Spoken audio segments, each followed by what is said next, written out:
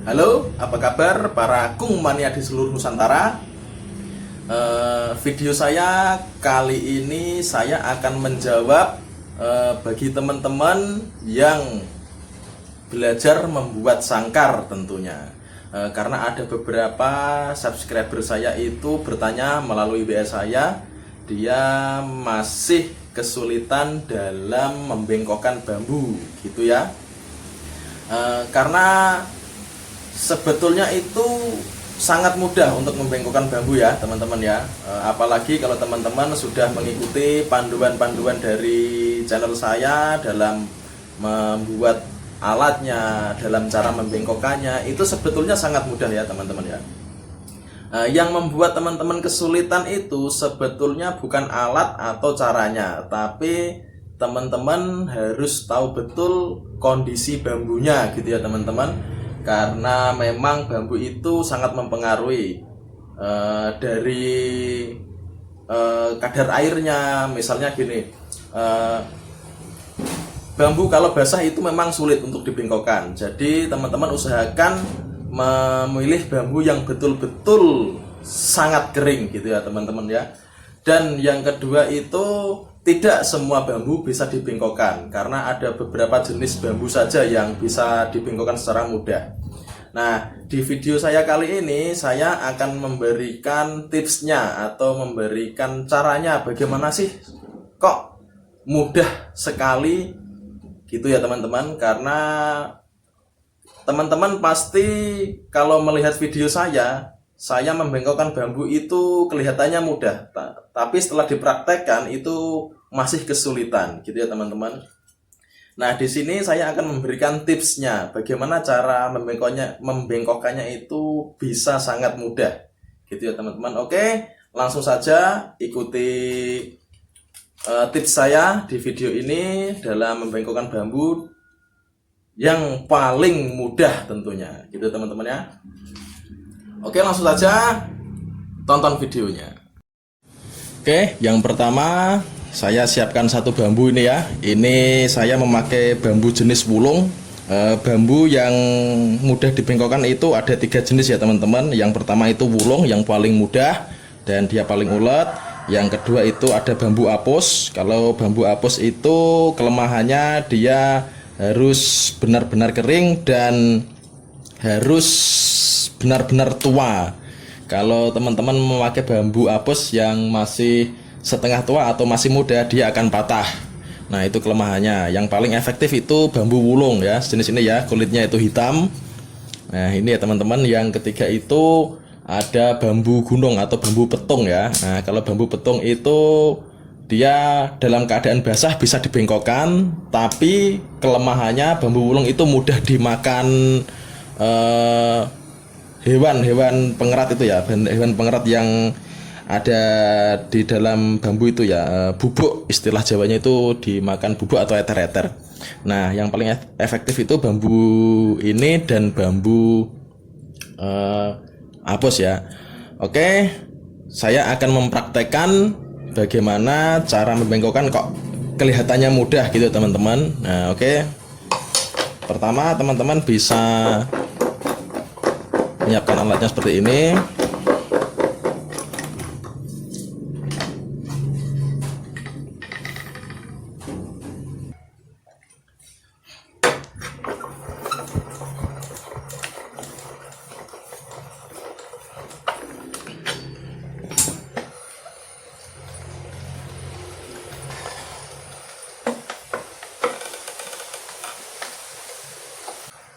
Nah, setelah begini pasti teman-teman mengalami yang namanya slip seperti ini. Nah, ini ya, ini kalau kita putar dia nggak mau jalan, dia nggak mau jalan otomatis seperti ini ya.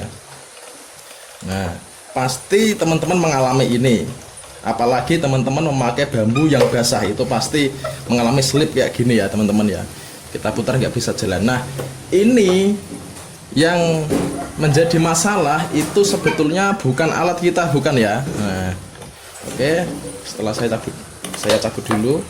Nah, teman-teman harus benar-benar membuang bersih dalamnya ini ya, jangan sekedar sampingnya saja. Nah, dalamnya seperti ini. Ini yang membuat bambu kalau kita bengkokkan itu mengalami slip ya teman-teman. Nah, teman-teman bisa lihat di sini sengaja tidak saya bersihkan secara menyeluruh ya, karena ini buat saya praktek. Kalau teman-teman membuang ini secara bersih, pasti teman-teman akan sangat mudah untuk membengkokkan. Contohnya seperti ini. Nah, ini ya, kalau yang ini saya bersihkan secara menyeluruh dalamnya. Nah, ini salah satu masalah untuk teman-teman yang mengalami selip dalam membengkokkan bambu ya. Nah, ini masalahnya. Gitu ya teman-teman. Oke, sekarang saya coba yang ini.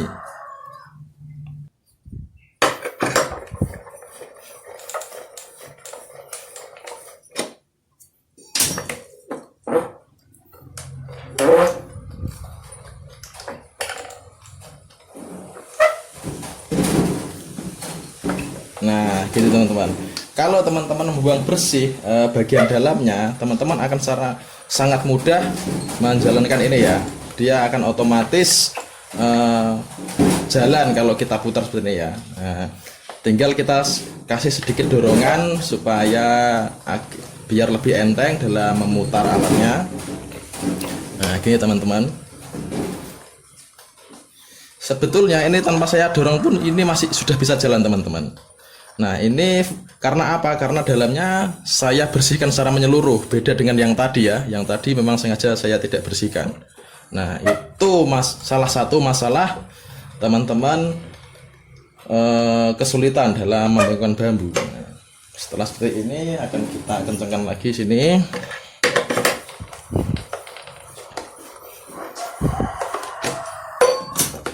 Oke, nah teman-teman bisa lihat di sini tanpa saya kasih dorongan dia sudah otomatis bergeser sendiri ya bambunya ya.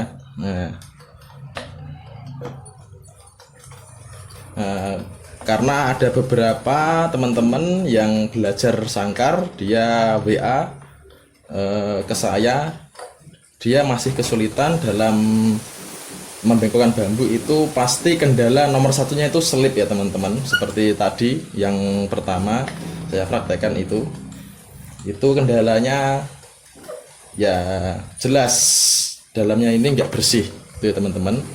Dan yang paling jelas itu bambunya pasti dalam keadaan kurang kering ya.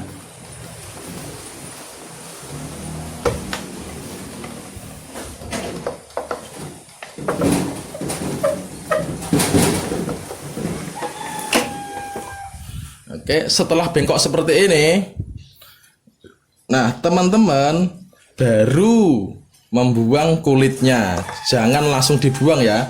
Jadi waktu teman-teman membuat belah-belahan bambu seperti ini, itu kulitnya jangan langsung dibuang, tapi kita tinggal dulu, lalu kita bengkokkan, gitu ya teman-teman. Nah, setelah dibengkokkan, baru teman-teman bisa membuang kulitnya. Karena fungsi kulit ini itu untuk melicinkan di bagian bawah saat kita mengerol atau memutar alatnya itu ya. Nah, gitu teman-teman. Terus yang kedua teman-teman jangan langsung membuang kulitnya, karena kulit ini mempengaruhi kalau kita lagi ngerol atau membengkokkan, gitu teman-teman. Yang ketiga, memakai bambu yang sudah betul-betul kering. Bambunya itu teman-teman bebas bisa memilih bambu wulung, bambu apus, atau bambu petung ya. Nah itu. Dan setelah ini teman-teman bisa membengkokkan seperti ini dan dimasukkan ke dalam panci gitu teman-teman ya. Setelah dimasukkan ke dalam panci sebanyak-banyaknya, nanti teman-teman bisa langsung merebusnya hingga mendidih. Setelah mendidih, teman-teman bisa langsung membuang air bekas rebusannya tadi, diganti dengan air dingin gitu teman-teman ya. Tidak perlu dingin es ya, cukup dengan air yang dingin biasa. Nah, kita tunggu 1 jam baru kita lepas. Pasti otomatis akan seratnya akan mati, akan terus bengkok seperti ini ya teman-teman. Nah, itulah masalahnya kenapa teman-teman masih kesulitan. Oke, semoga video ini bermanfaat. Jangan lupa like, subscribe, komentar juga jika teman-teman mengalami masalah lagi. Dan jangan lupa share jika video ini bermanfaat. Saya akhiri dulu. Assalamualaikum warahmatullahi wabarakatuh.